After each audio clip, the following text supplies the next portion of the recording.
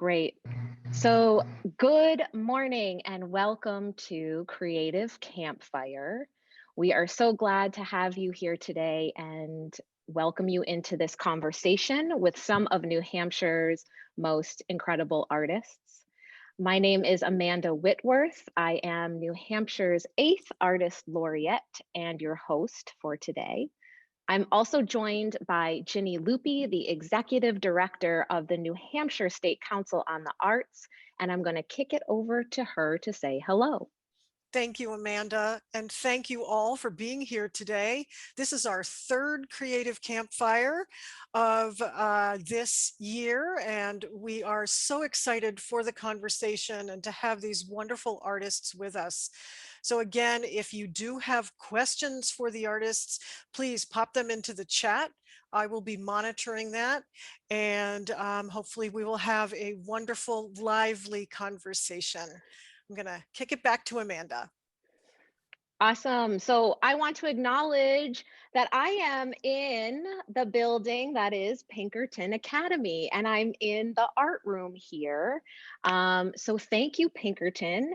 And as things are starting to emerge for performing artists, we're so lucky to use their Stockbridge Theater for a dance film project. So big kudos and snaps for Stockbridge and Pinkerton for allowing us to be here today. So today I'm joined by 4 very different and very incredible artists that I am excited to have the opportunity to talk with. And rather than reading a bio, I'm going to call on each one of them and ask them a series of quick questions that provoke some interesting information from them. So Alex, I'd like to start with you, if you could unmute. Yep, she's like, and push the button. Yes. So Alex is right off of the poetry month, and I'm so impressed that she's here, which is great. Alex is New Hampshire's Poet Laureate. So first question, are you ready? Alex, what is your full name? Alexandria, Peary. Amazing. And where are you zooming in from today? About 5 miles from you, Londonderry, New Hampshire. Awesome, where it's kind of drizzly and still overcast. Yeah. And what is the discipline or art form that you work with? Creative writing, poetry, fiction, and nonfiction. Awesome. And what is your favorite color? I guess blue. Coffee or tea? Most definitely coffee. Excellent. What's one project that you've been involved in recently that is filling your cup, making you feel like you've done something excellent? I'm really proud of the upcoming North Country Young Writers Festival happening May 14th and 15th online for kids and adults in the state. And how can we get involved with that or register to see that? I would love it if you registered. Oh, by the way, Governor Sununu said today he's going to be giving an opening talk for the festival. So it's going to be a really great, we have so many cool people giving readings and whatnot. You just type in North Country Young Writers Festival. Again, don't be deceived by young. I'm not young and I'm going. North Country Young Writers Festival, and there's a registration link right there. It closes on May 12th, the registration.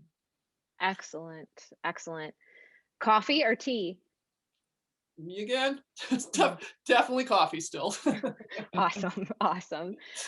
What is a piece of art that has inspired you, or who is an artist who inspires you? Without a doubt, George Saunders, the fiction writer. Lincoln in the Bardo, his novel, and his most recent book of craft on fiction called A Swim in the Pond in the Rain. It's behind me. Great book. Excellent, excellent. Thanks so much, Alex. I'm so glad you could be here. It's good to see you. Awesome. Theo, I'm gonna pop over to you. Okay. Hey, good to see you. This is awesome. To see you twice, yes. So, Theo, same question. What is your full name? My full name is Theo Martey. Excellent. And where are you calling from today?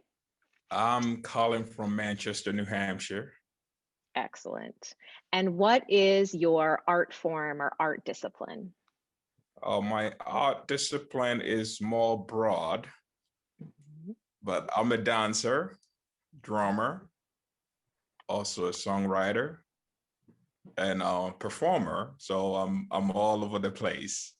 And an educator too? Yes. Yes, All the things. arts and educator. Yes. Yeah.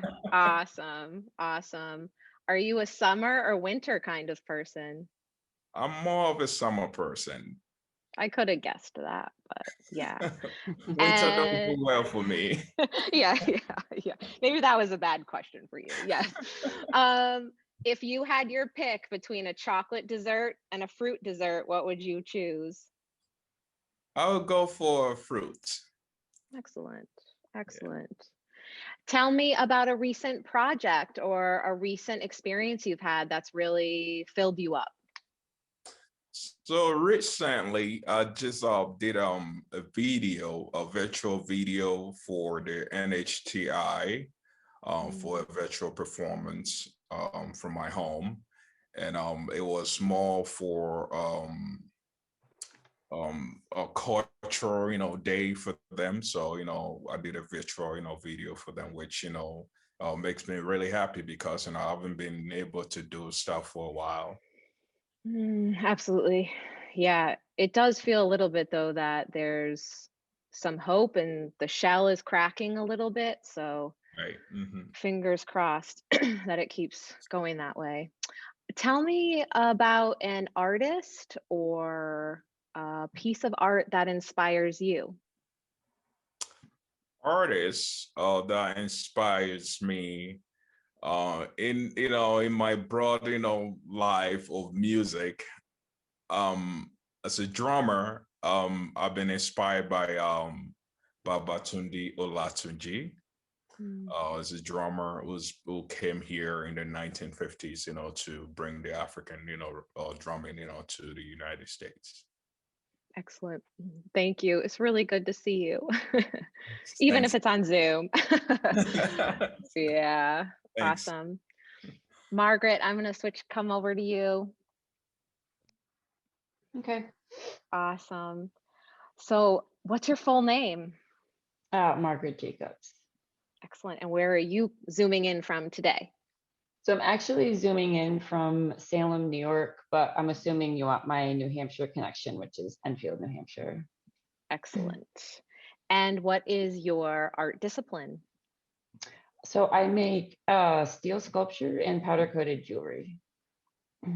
Sparkly or shiny? A little bit of both for the jewelry. A little Either. bit of both. I like combining. I kind of like combining like contradicting materials and surfaces. So like matte and shiny, or glittery with natural material. So usually I'm doing combinations of things. Really cool. Really cool. And what is a recent project you've worked on that's really filled your cup? So I actually have a couple things that I'm preparing for. So I'll say like things that haven't really happened yet, but one thing that I'm getting ready for is an artist residency at the Franconia Sculpture Park in Minnesota. So I'm really looking forward to that. That's going to be a really incredible opportunity. And it's really going to be the first like travel that I've done in over a year and a half, which is kind of crazy. It kind of feels scary. I feel like it's like, do I come out of the hole? Like, what? How do you do this? Yeah. How do I come out hiding safely, but still able to like move forward with my work? It's tricky to figure out. Yeah. Are you a coffee or a tea person? Coffee.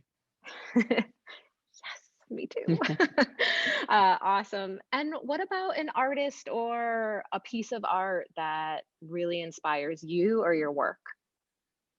I've been looking at Rick Bartow a lot lately. So his sculptures, his drawings, his paintings. Excellent. Excellent. It's really nice to meet you. Thanks for being Yeah, on. thank This is so you. cool. Awesome. Okay, Manny, I'm gonna jump to you.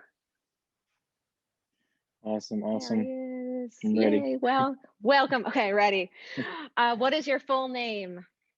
Manny Ramirez, aka Phelany, is my artist name. Nice.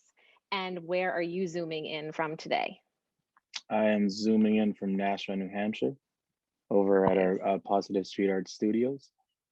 Nice. And what's the weather happening down there in Nashua?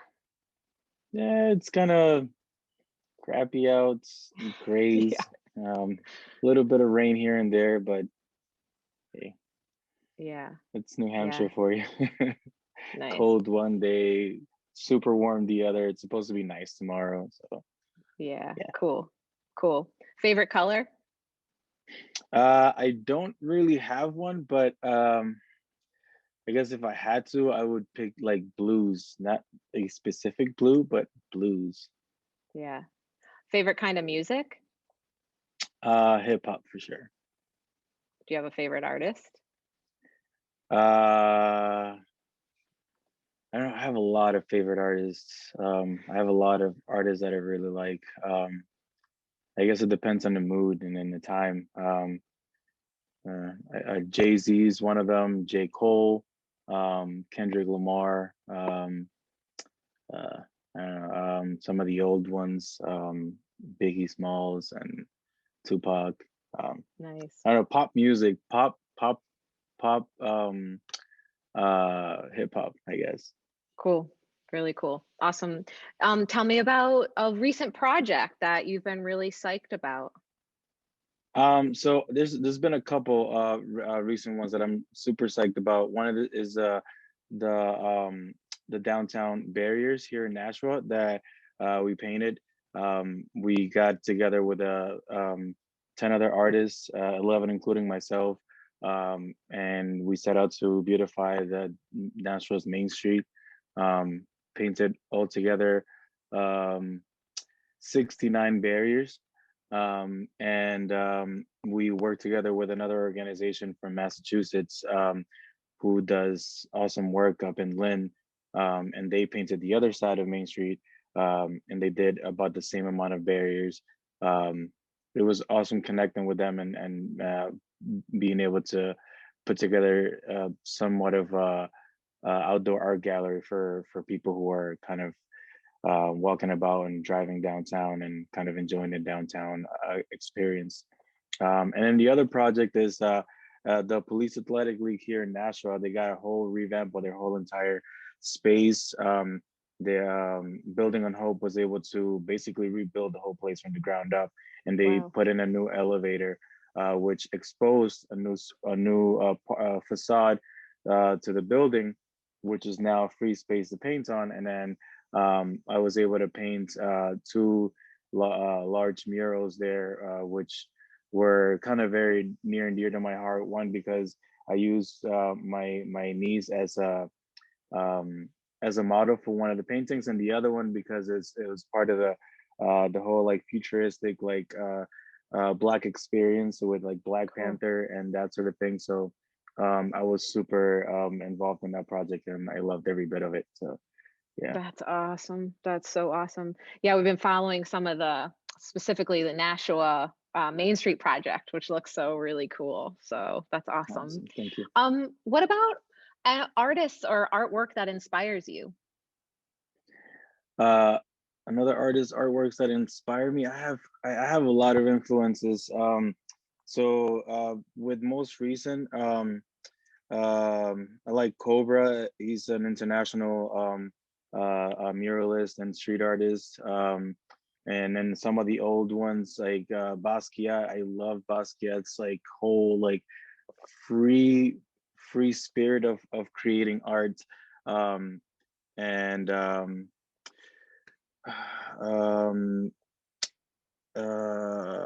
I'm kind of stumped with names, but I'm inspired and motivated by a lot of different artists, especially newer up and coming artists that are in the forefront of like street art nowadays. inspire me a lot. And it's a lot about the hustle of it all, how it's like, it's very fast. The art keeps changing, and before you know it, within a week or two, they've created amazing pieces of art all over the place, and it just keeps evolving, and I love it. Yeah. Do you know about the Basquiat is on exhibit at the MFA Boston right now? Did you go We see it? actually we went to see it the first week, I believe, when they finally opened, because it was pushed back from last year, and it was amazing. It was a really, Cool. really great experience to see all of that. So yeah. Cool. That's awesome. Awesome. Thanks. Well, thanks all of you really for being here. This has been really special to just have some space where people can talk about what's been going on. And there's a lot of people who are joining us who are also part of our extraordinary arts culture and practice here in New Hampshire. So I want to call that out. We have some real talent in our state, and these conversations I think are illuminating that, and I hope the energy can continue forever and ever. So I'm gonna start, Margaret, I'm gonna shift back to you, and I'm gonna pose a question and have you be the Okay. first person to answer, and then we can popcorn around as you all feel you want to. So I'm curious about the scope or focus of your work. And I'm specifically curious if that has changed at all over the past year. I would say that these I would say that not necessarily like, so in my work, I'm exploring a couple different things, thinking about my culture, and then where cultural influences overlap with like familial narratives, so cultural narratives and family narratives, and then just material shift and transformation. And so I think what I've noticed is that my focus has really been more targeted.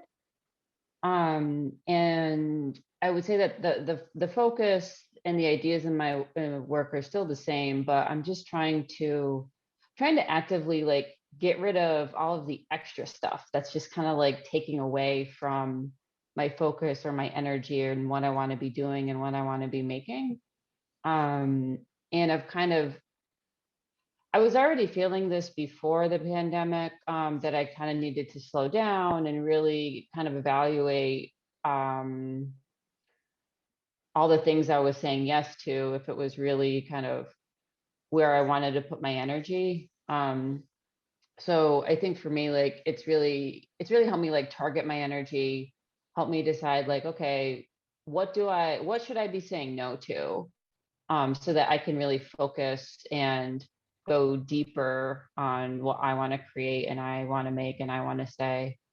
And then I've also just been trying to like slow down and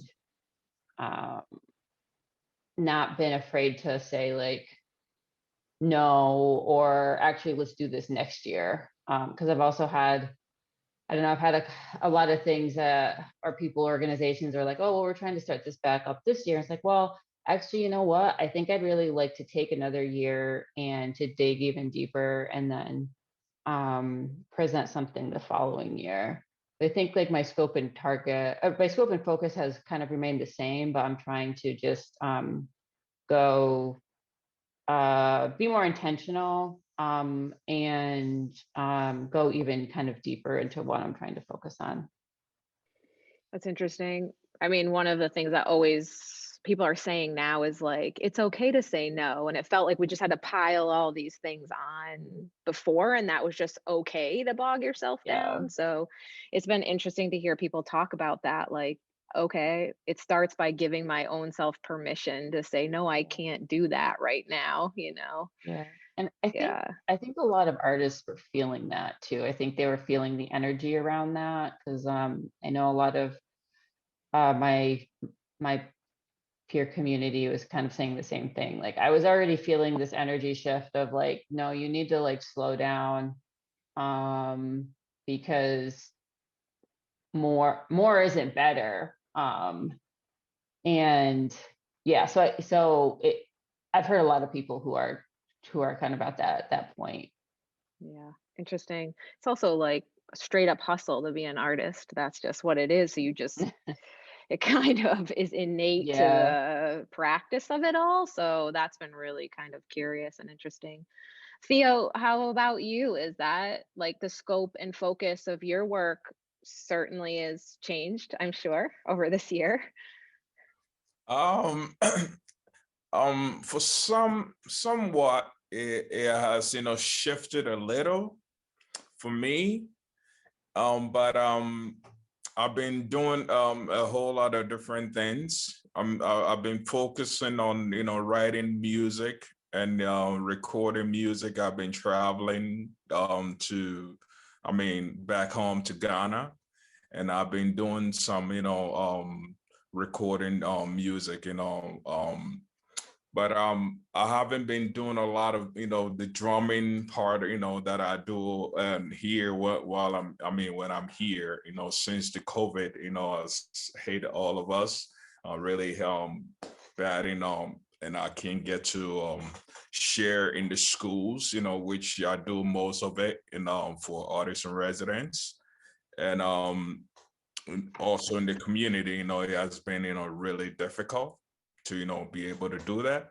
But while that has put a pause on what I do as a drummer or dancer, I've had other focus on writing music and singing and making music videos, while I go back to Ghana. So for me, I think I'm in in the circle, but coming soon, or hopefully, things will open up. Like it looks like things are gonna be changing, and I've been looking to have residencies that has been canceled, so I can rebook them for this coming summer, or starting in June, and I have some things line up that I'll be going back on.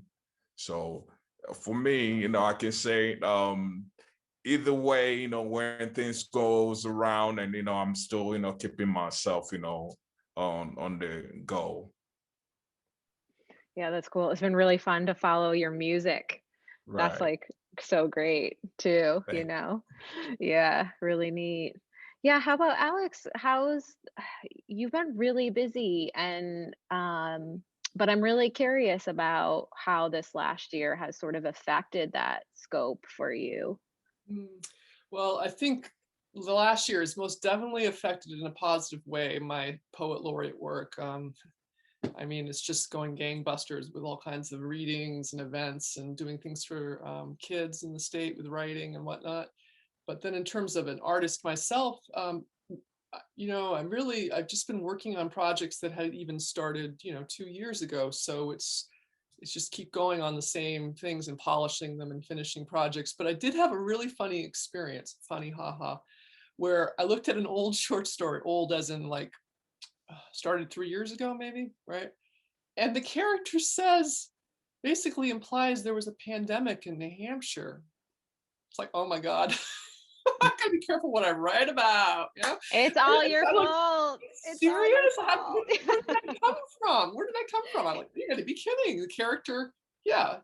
And also, oh, here's the other thing. In the short story, people have worked. Why would I have even known this? People are working from home all the time because of a pandemic. Where did that come from? Anyway, but no, I don't know. My practice has stayed the same. And if anything, I think at least the poetry community in New Hampshire has gone like explosive with all kinds of online. What I love about it is that People are going to things now without wasting a lot of gas driving places or being prohibited from, because the distances are too far. So it's been pretty interesting.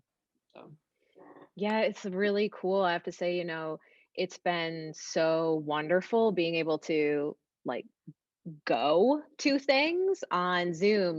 I've been able to listen to poetry and listen to music and do these things.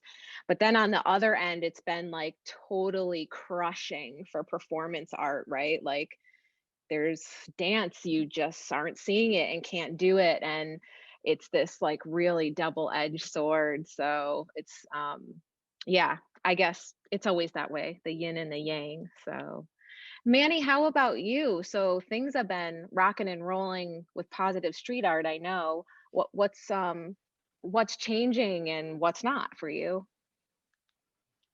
For me, I think once, especially once the pandemic hit and it was serious for everyone, and I realized how serious it was.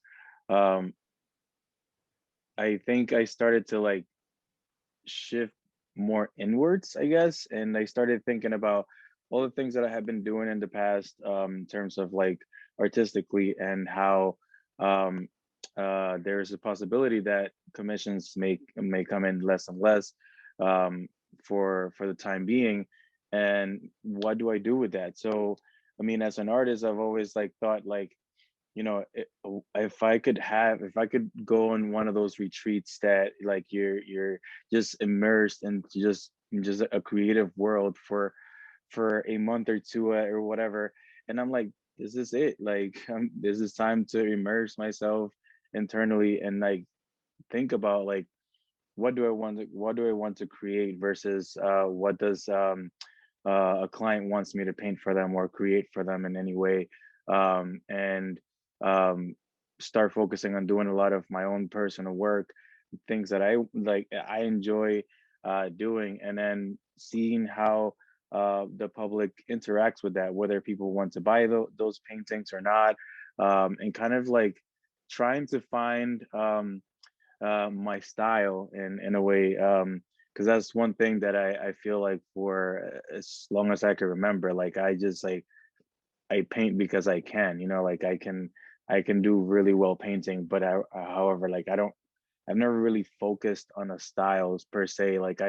I've been able to develop a lot of different painting techniques, and or learn a lot of painting techniques from different people, that I've added to my roster, but I don't really have something that I constantly do. Um, and so I try to navigate that, and I'm still doing that. Um, Whether I find a specific style that I'm just gonna stick to for the rest of my life or not, it's to be determined. But I think that's been my focus, to kind of go inwards, dig deep, and kind of figure out how I can produce more and produce what I want to produce more often. And then being able to pick the projects that I want to do, sort of how I believe Alex was talking about, or sorry, was it Margaret?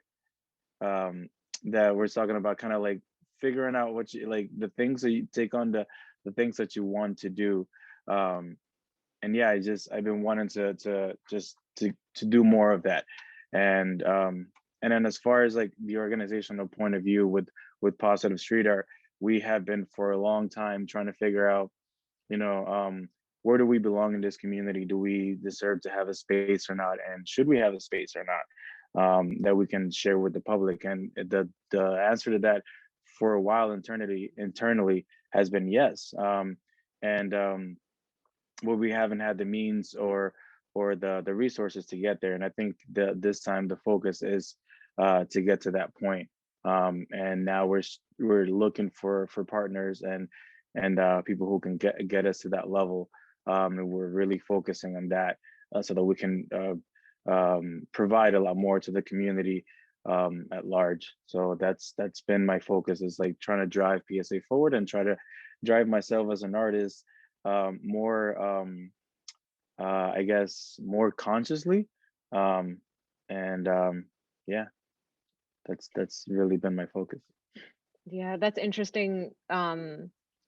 So for all of you, I know that all of you balance sort of an independent practice with taking gigs or commissions or whatever it is for a client, I will say. I'm curious, you know, about how you, I'm curious about what kind of resources you needed previously, and if you think those kinds of resources are different now as you start to think about being true to your personal practice, yet still serving your clientele. Like, what kinds of partnerships are you thinking about? And does the money come from different places? And do you prioritize a resource or a support network in a new way? Like, how are you thinking about that, Manny? I think just try. I think this is the age where like there's so many resources available and so many different ways you can interact with the public and like much more like direct way too. And so I think what we're trying to do is trying to uh, like attack many avenues at once. So for instance, being able to connect with our audience directly and being able to hone that in and say, you know, we're trying to provide this service to our community. We need a little help from you, and then also connect them to the businesses within the community and saying, you know, we're trying to provide these things. Can we partner up and do something together? So I think it's just more of like trying to identify what resources are available to us, because we haven't really, I think we haven't as an organization really focused too much on that. We were really happy about just being able to provide to the community since day one, because we were we felt so lucky that the community accepted us to all like as a whole. And then we didn't strategically put a lot of the other practices in play to be able to move with a long-term future. And that's kind of what we're trying to do now. We're trying to see like what avenues are available. Yeah, that's really interesting. Well, is that like, so Theo, how is that looking for you, right? Because you have the ensemble too that you're hoping is gonna like emerge back and have the presence in residencies. What kinds of resources or supports are you thinking about, or what's emerging? For me, the resources that I'm looking for to keep us going as an ensemble, it all depends on sometime, you know, the grants, you know, that we get from the Arts Council and Creative Ground, I mean NEFA, and other sources, you know, like Mass Culture, you know, Council and all that. And since, you know, we haven't been very actively, you know, performing on everything, is kind of like seized, and hoping once, you know, things are normal and, you know, back on track again, you know, we can, follow and, you know, chase after, you know, resources, you know, that can help us, you know, do our gigs and even, you know, in the communities and all that. So it's been more of a challenge that we are not getting funds, you know, from anywhere. So we can, you know, come out as an ensemble, you know, to perform or even give a workshop in the community or anything like that. So it's been, you know, kind of like tough and, you know, challenge on our side. Yeah. Yeah, I hear that same. I just want to dance in public. Right. Yeah, yeah. And that's interesting. I've been missing the audience, you know, the connection with the audience, you know, that one-to-one in our audience connection, you know, we've been, I mean, me personally, I've been missing that a lot. And doing performance virtually is not the same as, you know, when you meet a person right in front of you, you know, the connection that you know, you changes someone's, you know, thought or someone thinking, and you know, all that, you know, you give them, you know, a new thing to look at, you know. Yeah. And you know, your connection, you know, builds up, you know, like you've knew them, you know, for a long time. So you know, I've been missing that. Yeah, I think hopefully it's coming. There's a little warmth. Yes. Yeah, absolutely. How about you, Margaret? I guess I want to ask you, Margaret, first of all, do you generally work as an individual and an independent? Is that studio practice usually to yourself, or are you involved in collaborative making? My practice is pretty individual. It's pretty insular. I do a few collaboratives per year, and I do some stuff. But I'm not doing projects where my practice is like part of it's about audience participation. It's more me in the studio, and then trying to find the opportunities and resources to like show my work at places or just participate with things. So yeah, so I do some collaborative things. I used to travel and do art markets, craft markets, but it's pretty. But my studio practice is pretty individual. And are there similar supports or resources in place for you this year as there has been in the past, or have you had to be sort of creative about how to make those connections and bridges? It's been so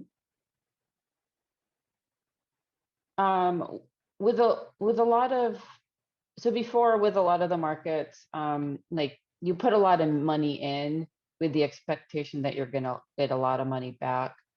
So at the beginning of the pandemic, I pretty much just like tried to suspend my spending. It was like, okay, all these places are shutting down. You can't have an outdoor art market with 1,000 people showing up. It's just not going to happen. So, so luckily for me, I was able to just kind of say like, okay, well, don't spend anything, and then we'll see what can come in. So there's been more virtual opportunities that there has been in the past. The thing that's tricky is that everybody's going after the same resources for grants and applications. So instead of competing with 100 artists, you're competing with like thousands of artists. And a lot of the funding kind of got either paused or switched to like emergency pandemic funding, which is great, but it's just, yeah, instead of the pool just exploded because everybody's resources kind of just went away. Yep.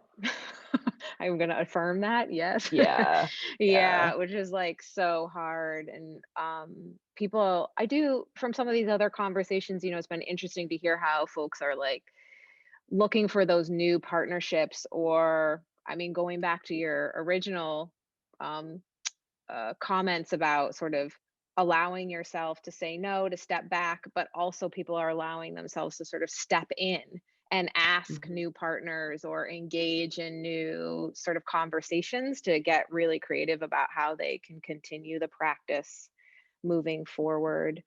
Are you, do you see anything reemerging for your work, showing your work and selling work in New Hampshire?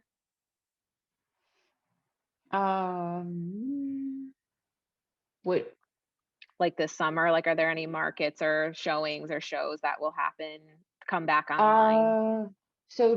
Generally I sell, I travel nationally. So I actually don't do a whole lot on the East Coast. I did have a solo exhibition that was supposed to happen this summer that I pushed to next year. That's going to be in Lebanon, New Hampshire, at Ava Gallery and Art Center. And that was just something where I just felt like my brain was so all over the place and my studio was so weird this year. I was like, you know what, I really want to wait another year and put together a really meaningful show than try and rush it. So I don't really have too much going on, I think. I have I have a couple of things in the fall. I have a couple educational things that kind of popped up for the fall. But a lot of times I'm traveling around, so I'm not really, when I'm local, I'm working in my studio and resting and kind of like taking that time for myself. Yeah, which is awesome and excellent too. Yeah, cool. How about you, Alex? I know that there's been a lot, but I'm really curious about what sort of supports that you need now or you see the poetry community needing now. I don't know how to answer that question because I think that we writers are, we're not in the same position as you guys, you know? I mean, we're just not, we're not suffering as much. We're just not. And that's just, so I don't think we need anything, to be honest with you. I mean, in a larger sense, because we use words and it doesn't affect us as much, in my opinion. So that's how I would answer, you know? I feel really bad for people who are musicians and dancers and people who do things in person. I think it was Theo, if I'm wrong, I'm sorry, but somebody was saying just now they missed their audience. I think it was you, Theo. You miss your audience so much, right? And that really, when I heard that, it brought a lot of pain to me. I was like, oh God, I could really feel that, you know? But as a writer, we don't, for me, everything is multiplied. Like I can interview 2 days ago, I was interviewing somebody in Germany for something, you know, normally I would never have been able to do that on Zoom. That's just crazy. So yeah, that's how I'd answer that.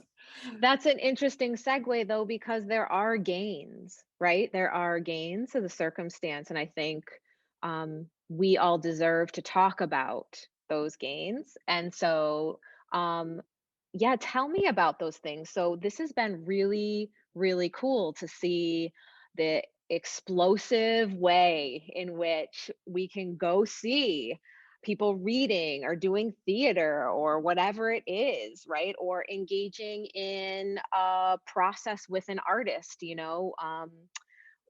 Last Campfire, we had Merrick Bennett, who's turned his cartooning practice over online, and my kids are online with Merrick, you know, doing these things. I mean, that's really cool. So tell me about some of the gains that have been happening for you, Alex. Like, there's some cool stuff happening. Oh man, yeah. So again, you know, I'm a writer, so I have that special, you know, I don't have to worry about the physical presence.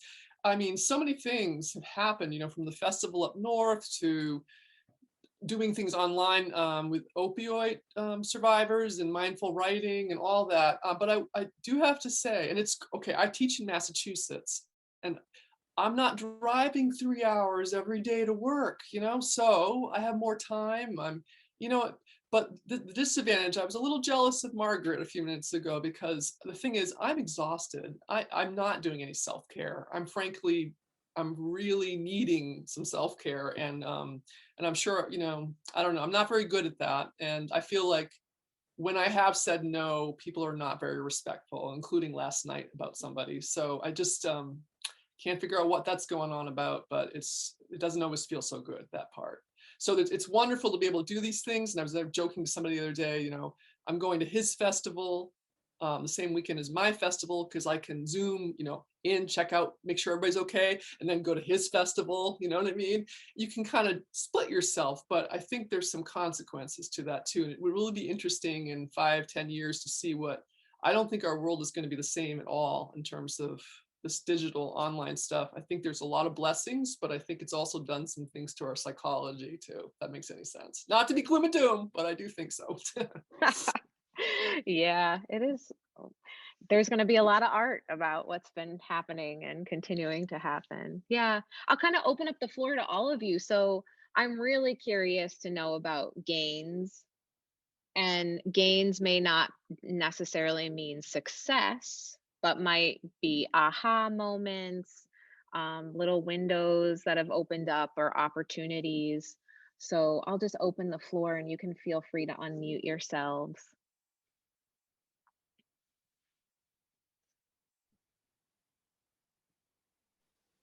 Theo, I see you waving. Yeah, go ahead. First, I'd like to thank the audience, participating and, watching us. Those are the audience, that I've been missing also on my real time of, face-to-face, performance, them being my audience. And like Alice, was saying, the gains and like all of that. As a writer, that I'm really happy that it works well for you. As a performer, it really doesn't work for us at all. Because we can either do a Facebook or streaming performance or a Zoom performance, but it's not the same as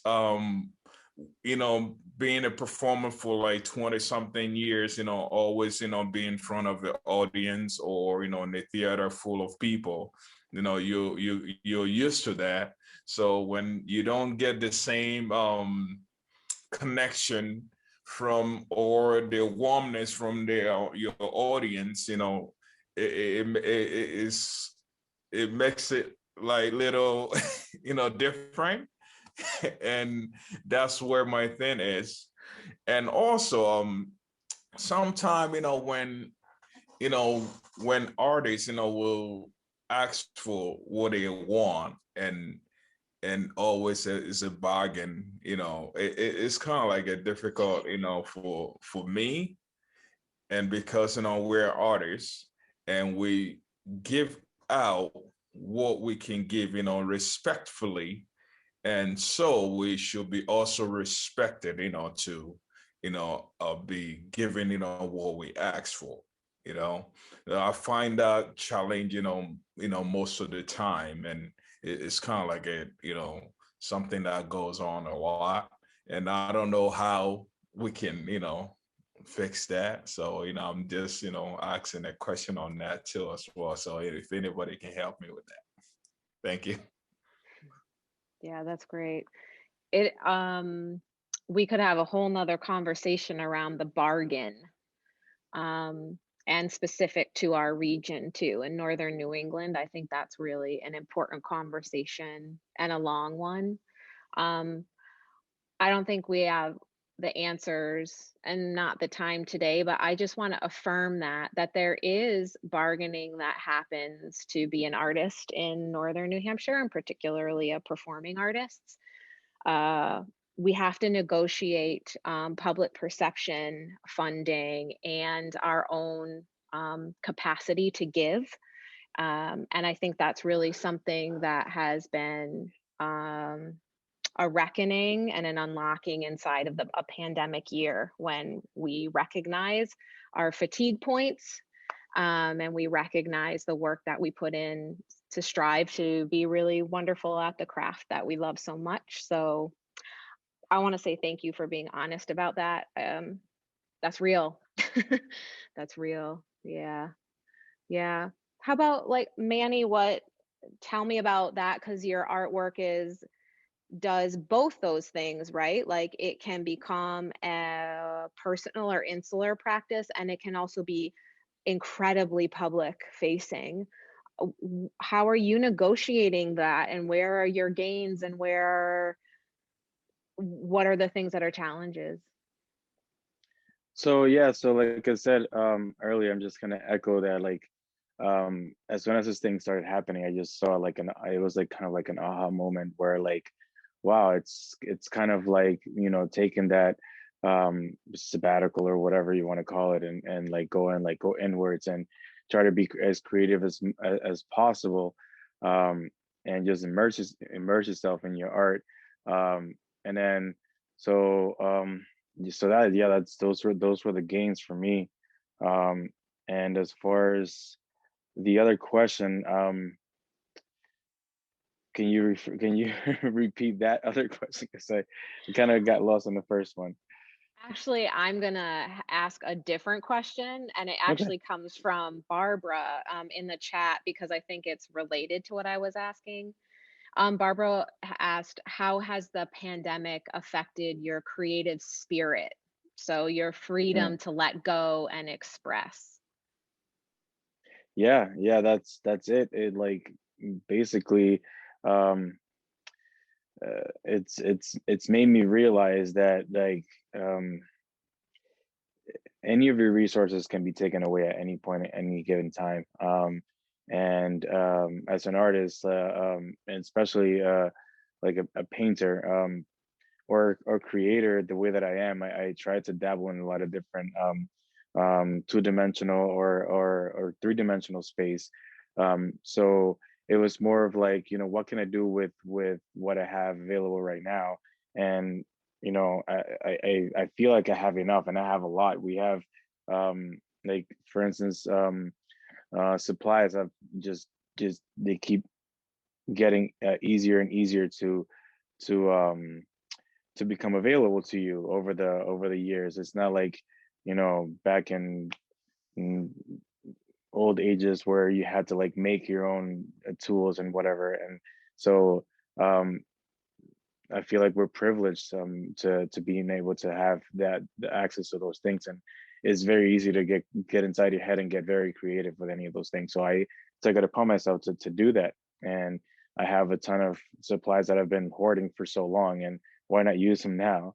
And so yeah, it's just, you go inwards and you create as much as possible, especially now. And I think, you know how they say how that movie Field of Dreams, you know, like you build the field and they will come or whatever. So you create the art and share it with the world. And there's going to be somebody out there that's going to love your work, or at least have something to say about it. So yeah, that's my take on that. Yeah, that's awesome. That's awesome. How about for the rest of you? I mean, has it affected your creative spirit? Do you feel more free, or do you feel locked in? What's that like for any of you?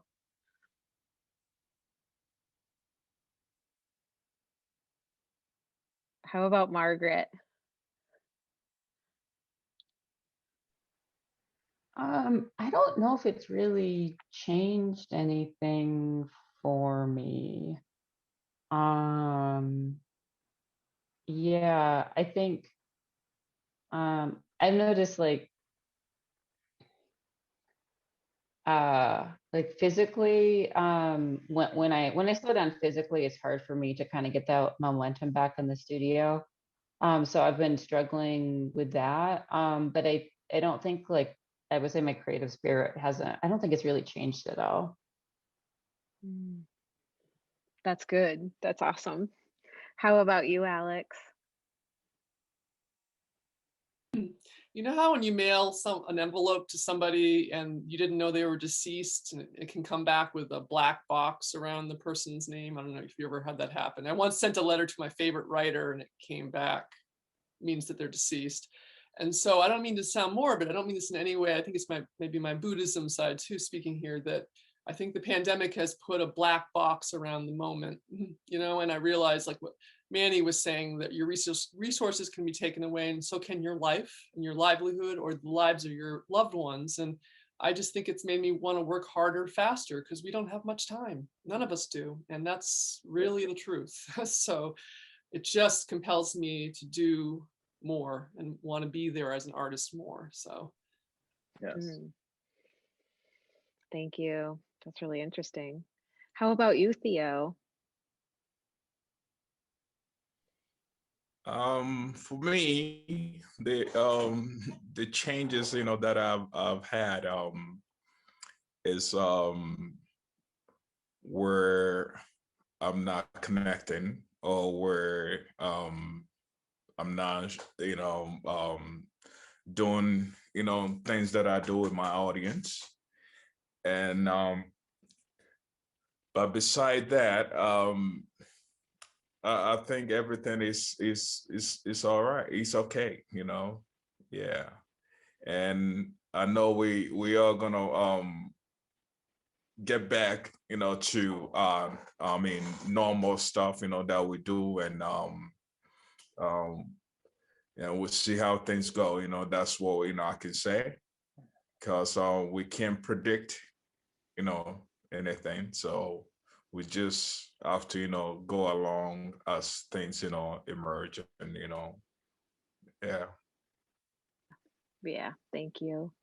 Well, we are just a couple minutes to our closing time for the conversation. But one of the things that we've been doing to sort of close out our talk is share different things that are happening in our community, from something that you're doing to a favorite restaurant, to an event, to a playground or a park that you love, that you know of in your area. And so I will shout out Chamberlain Reynolds Forest in the Center Harbor / Holderness, which is central New Hampshire. It's a beautiful little swatch of land with trails and campsites and little beaches on Squam Lake. It's free. So if you are outdoor people, give it a couple weeks for the bugs to go away, but it's really lovely. And if you have dogs, can go there too. So if you're a dog person, you could get out and get away. What about the rest of you? Where have you been eating or going, or what local places would you like to shout out? Theo. For me, I discover Mediterranean restaurant called Zemzem. Great food in Manchester by South Willow, end of South Willow. And, you know, they have a great food, and, you know, I love it. And I mean, I like everyone, you know, if you're in town, you know, you should check it out. They call Zemzem restaurant. It's a Mediterranean food, and they have everything, you know, that you want. And also, my spring has been great. I live in Manchester, and there's a pond, Dawes Pond. They call it Dawes Pond in the Livingston Park, which I take my son there, who really love fishing, and he's been, you know, catching a lot of fish. And, you know, we've been having a great, you know, springtime, you know, hanging around in Livingston Park. Yeah, we've been seeing some of those fish pictures. That's Right. awesome. Yeah.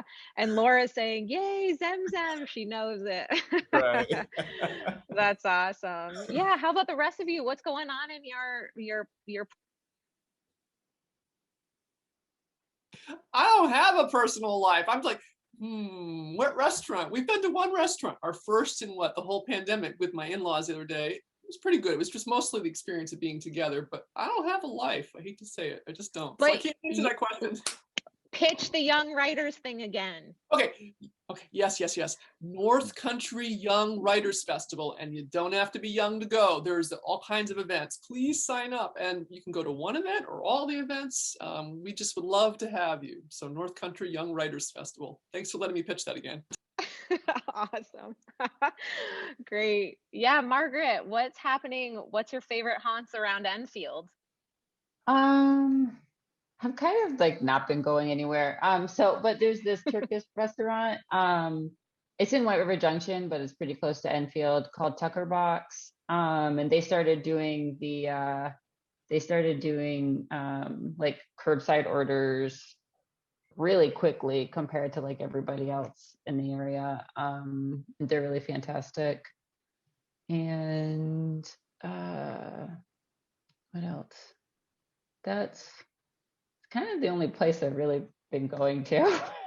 You're like, it's the pandemic year. That's awesome. Yeah, I don't really go anywhere. I'm gonna check that out. My in-laws live in Lebanon, so we'll have to go check it out. That's awesome. Cool. Manny, what's going on in Nashua? We have obviously the barriers downtown. So if you want to take a stroll downtown and check out all the barriers, that's one cool thing to check out. It's also kind of circling around all the murals that we have downtown too. So yeah, you can go take a stroll for a few minutes downtown or stop at one of the newer restaurants downtown that we have, which have awesome tasty food. And talking about food also, the Boston Billiards and Casino, they have really awesome food too there. And we have our fundraiser, our annual fundraiser there from May 10th through the 16th. Yeah, it's a really cool place to go to. They have really good food, and if you like a little gambling too, you can have some fun. And so I would say check out Main Street. And if you have any time, go to Boston Billiards. That's awesome. And Christy's shouting out Brookline, New Hampshire, the Andres Institute and Sculpture Park, and also Parker's Maple Barn is right down the street. So all sorts of good things to do in the Shire. I just want to say thank you for spending some time today. Time is a precious commodity, even though our lives have been shifted around and changed up. So from Ginnie and the State Council and myself, thanks for spending the time with us today and being really honest about the things that are great and the things that are kind of crappy about the past year and how things keep moving along. I'm really glad to be in the space with you. We will take this recording and put it up online. It will be on the State Council's website and also my YouTube channel. So we'll make sure we get that out to everyone who participated. So thanks again. I hope y'all enjoy a nice day, a beautiful spring, and keep making art with passion and a vengeance and a rigor and all the things. And I hope to see y'all in person in the very near future. Thank you, Amanda and Ginnie. Thank you for doing this too. Thank you all very, very much.